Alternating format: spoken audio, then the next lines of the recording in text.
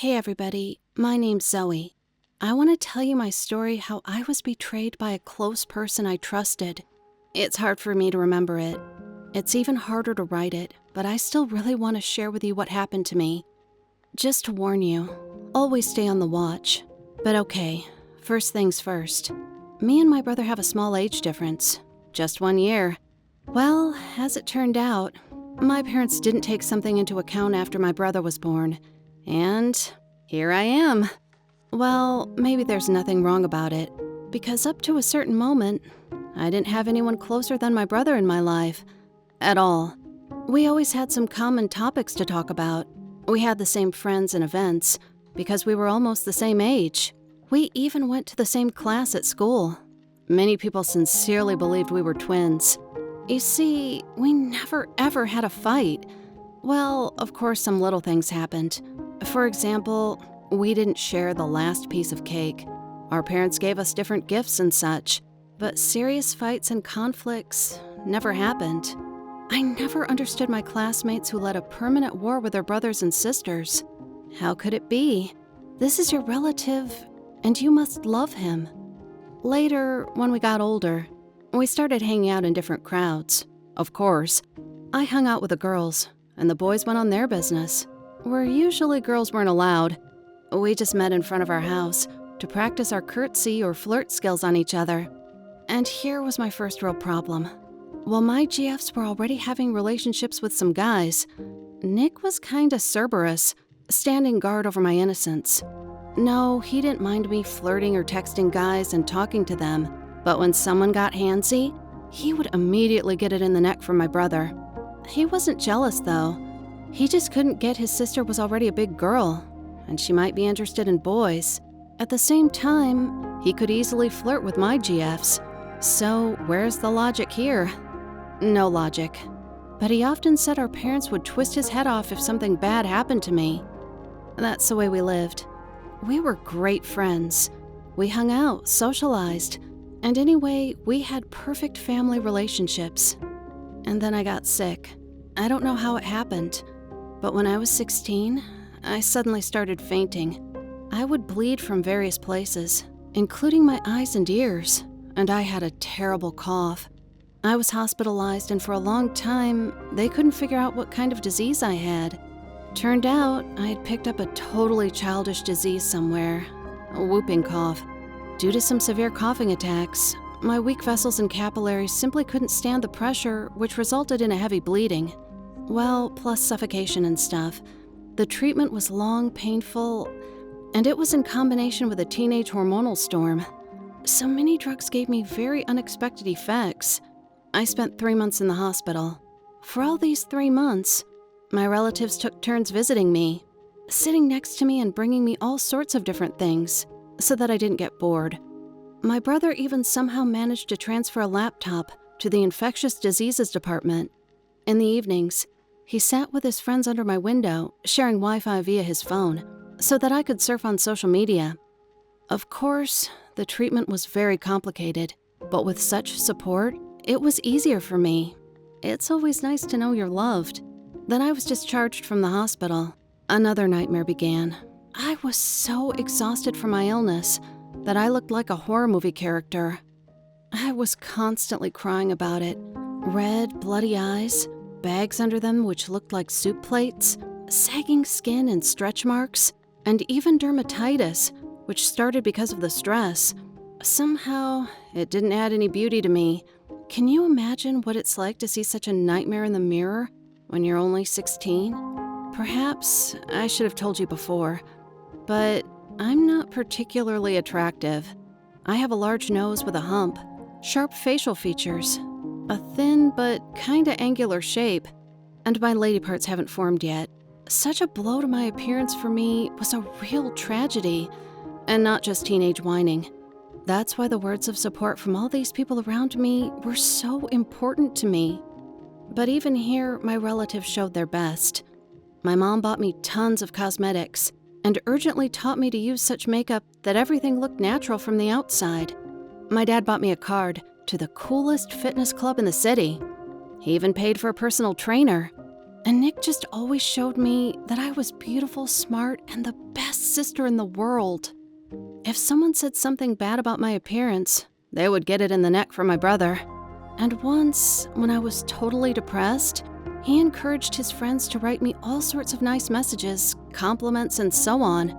I knew it was his initiative, but it was very pleasant, so my depression ended. Yeah, and I still had a very long time to recover. But when there are caring and loving people around, even the mountain of self-work wasn't so terrible. So I started. I got into fitness, ate right, did all sorts of masks, scrubs, ointments, according to the schedule I made at the dermatologist. Slowly but surely, I got better and better. Of course, I wouldn't risk going out anywhere without makeup, but at least I started smiling, and I didn't cry every time I saw myself in the mirror. I even began to appear in public places, go to school and stuff. I even hung out with friends if it didn't interfere with my recovery schedule. Seems like I was in a crowd of friends, so everything would be fine no matter what. Oh, how wrong I was. It all started well, so I didn't notice something was wrong. It's just, some kids at school began to look at me and then giggle and hide their eyes. Well, I thought they remembered something funny, or were making fun of each other. Definitely, I didn't relate it to myself in any way, but that was more than just giggling. I felt being watched, and a couple of times I even saw camera flashes. The paranoia suddenly blossomed in my head. I asked Nick if he knew what was going on, but he made a very puzzled face and asked me what I was talking about. I complained to him that I thought other guys were laughing at me and maybe secretly taking pictures of me, but he wasn't even offended. He said he would know for sure if someone would do something like this to me. He said there was nothing like this, and maybe I just invented it all. No, I didn't invent it. You know, even though I was recovering from the illness, still, I wasn't so crazy not to notice my classmates were giggling at me. And in one moment, I learned something that killed my faith in people forever. My GF, who I talk to a lot, said that there's a group on Facebook where they upload photos of ugly guys and girls, and then everyone mocks them in comments. She added there were also my photos there, and a lot of them, but she didn't want me to see it. But I didn't listen. I wanted to see it with my own eyes. I wanted to see those people who were talking about me, and who I believed were really mocking me behind my back. I felt terribly offended that all their support was obviously for my brother's sake. They didn't mean it when they said it. What I saw really shocked me. There were pics of guys and girls with not the most attractive appearance there, and there were a lot of angry comments below. But me? There was too much of me there. They even created a separate album with my photos, where I eat, walk, choose clothes in the store, etc. All the comments were so evil that I just cried all night long while flipping through the album. The sweetest thing was, I wish she was dead. Doesn't she really understand that fancy clothes and makeup won't ever make her look like a human? Everything else was full of aggression and various obscene words that just broke my heart. I couldn't imagine going back to school and looking these people in the eye. Unfortunately, I couldn't identify half of them. Many of them used fake accounts there. I showed this group to my parents and asked them to do something. They promised to transfer me to another school, but I would have to wait a little until all the papers were ready. Nick was furious, really furious with what he saw, and he was going to beat everyone who commented on my photos. But I asked him not to. I didn't want my brother to get into trouble with the law because of me, but I was still pleased that my brother really didn't know anything and took care of me all the time. Did I say the horrible group broke my heart? That moment, I didn't really know what a broken heart meant. I really knew I was dead when I found out the whole truth about the group and its moderators. In our family, everyone has a laptop, but we don't set passwords because we don't hide anything from each other. It's just not okay to take other people's stuff. But one day, my laptop broke down and I didn't know what to do. I urgently needed to find some information for the lessons, and I decided to use Nick's, because if he would take mine, for example, I wouldn't mind. I know it's wrong, but anyway, I was about to open the browser when I saw the same group in his bookmarks, and it was not opened from his main account. It was from the main account, which was, ta-da, the main moderator of that freaky group. Then I just got desperate and started reading his answers and comments. Then I learned that all this time it was my brother, a man who I always trusted.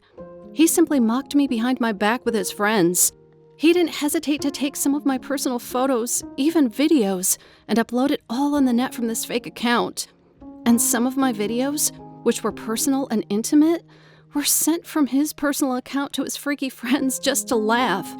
Judging by the messages, he just hated me because my parents spent a lot of money on my treatment, which they'd been saving to buy him a car. My parents have been messing around with me and even threatened him since he was a kid that if he wasn't a good older brother to me, they would deprive him of everything. Well, and for the fact that my parents forced him to support me so that I wouldn't suffer from my depression. I swear I didn't know all this. I thought our parents could be strict with both of us, but for a reason. I didn't doubt their love for both of us, but it turned out my whole life was a lie. I thought I had the perfect brother, and he just played along with my parents and dreamed that I would die and not torment him anymore. It was hell. I became reserved and stopped talking to anyone. For the last 2 years, I've been keeping silent. I spent more and more time at home in my room. I didn't want to blame my brother because my parents were the ones to blame for what had happened, but I couldn't see him anymore. It was so painful that I didn't want to live. When I had the opportunity, I simply moved out and broke off any contact with my family. I don't know what's going on with them right now, and I really don't want to.